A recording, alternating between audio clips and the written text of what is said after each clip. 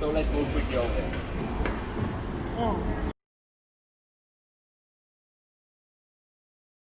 Sure. My name is Stanislav. Okay, you all see Stanislav.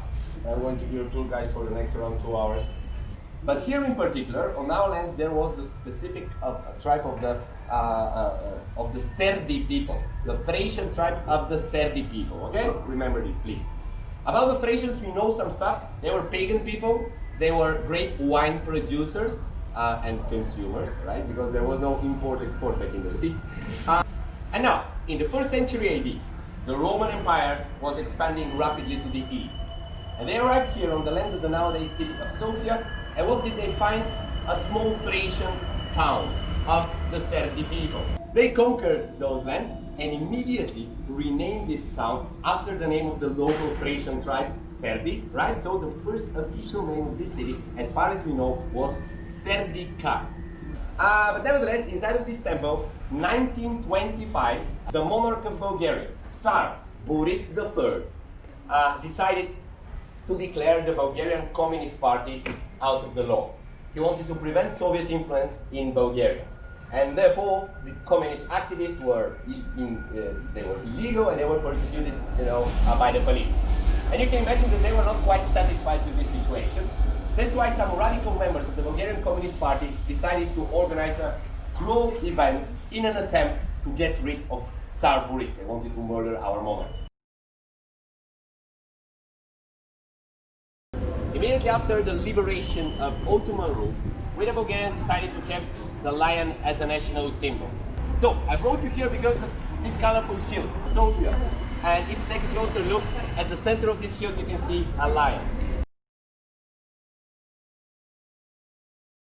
The reason it looks so weird is because the Bulgarians who started the construction of this church actually ran out of money and finished the construction with all kinds of various materials they found throughout the whole city.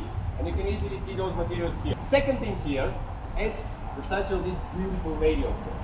There's a statue of Saint Sofia. One of the most famous symbols of our city, placed here just 20 years ago. Now, according to Saint Sophia's legend, she lived somewhere near the city of Rome during the 2nd century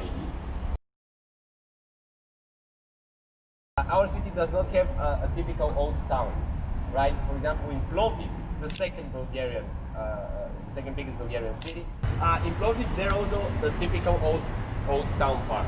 Here in Sofia we don't have it, simply because every generation was constructed on the top of the previous one. Okay? See this big black dome, and that's the Sofia Synagogue, right? The Sofia Synagogue, it's a Sephardic synagogue. And the distinctive thing about the Sephardic visitors were that they were living in a Muslim country, okay? And after the Spanish Reconquista, the Jewish people of the Iberian Peninsula were forced to choose between conversion to Christianity, sure death, or escape. And many people decided to escape. Most of the Jewish people were Sephardic Jewish people, okay?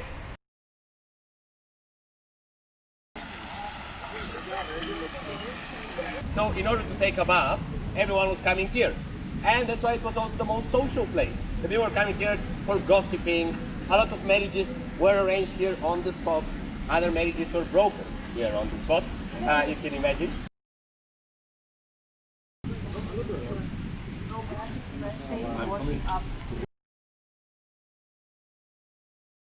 Remember, we joined the Axis powers, right? Because of this, we were forced to be in war with someone. So that we wanted to fight with someone for real, but after all, we joined the war alliance. And our smart decision was to declare just a tiny, little, symbolical war to someone in order to prove our loyalty to our partners, but to remain unharmed by actual battle actions. And as part of the Axis powers, we had 3 obvious options whom to declare war to. First option, Soviet Union. Second option, the United Kingdom. Third option, the United States of America. Yeah? We decided to declare tiny little symbolical war to both the UK and to the USA. But we didn't calculate that our southern neighbors, the Greek guys, were allies with the UK and the USA. And it turned out that instead of thousands of kilometers away, British and American fighter jets were only 50 kilometers away.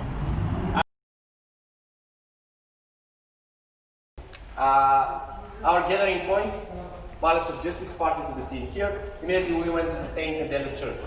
Then, St. Petrov the Southern Church and the monument to Saint Sofia. Number 3, the Square of Tolerance. 12 is the mosque, and our purification. Number 1, the Eastern Gate of the ancient fortress of Serdica. At number 9, for example, we haven't been here. That's immediately way behind the statue of Saint Sofia. It was the Western Gate of the ancient fortress of Serdica.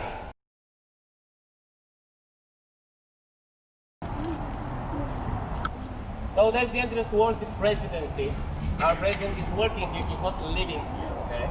That's why the guards are guarding only throughout the day. And the motto of Bulgaria is united we stand strong, okay? Unity makes power. Never mind, the guards, in the past, they were protecting the royal palace and the tsars, right? Nowadays, we don't have a royal palace anymore, we don't have tsars anymore as well, so they're here in France the presidency. So, the thing that we like to call the best kept secret is actually this whole Roman complex behind me. And it earned its nickname because the Communist Party tried to hide it from the eyes of the people, apparently how. Built during the 3rd century AD as a Roman mineral thermal bathhouse. One of the other mineral thermal hot springs is nearby, right?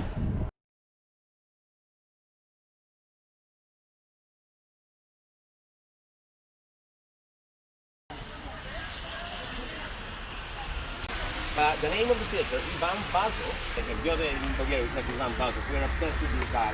And by the way, we passed through this so-called city garden, okay? Or how we used to refer to it, the garden of the National Theater, right? Currently, this building is part of the National Art Gallery complex. This is the main building, okay? Second yellow thing, the yellow brick road, the yellow boulevard.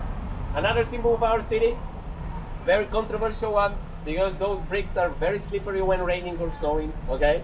All the protests against the government are taking place on the yellow bricks, because you saw the Council of the Ministers, the Presidency, the Parliament, the former Parliament on the other side. So usually the whole summer they were blocked, there were no cars because there were protests absolutely every single day, okay?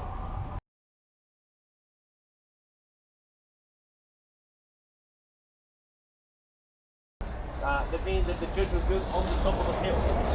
And all the travelers approaching the city of Serdica for many, many centuries, the first thing to be seen from distance was the Saint Sofia Church, so everyone was pointing towards it, shouting with great excitement and joy. Aha, finally, we've made it to Sofia, Sofia, Sofia.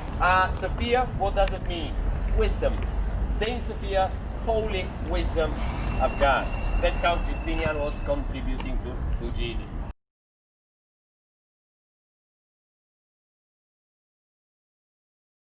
Good, we've made it to the very final stop.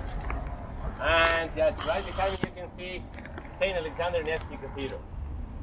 Previously the biggest cathedral on the Balkans, but not anymore, mainly because of the typical Balkan mentality. Because the Serbian brothers just 30 something years ago decided to construct a higher cathedral in Belgrade just for the sake of it, okay? Just for the #1 spot, not that they needed one. All right, that was my last story. Few quick organizational sentences and I let you go. Now, over there, you see partly through the trees, this white building. That's the former parliament, which was useless before, is useless right now as well.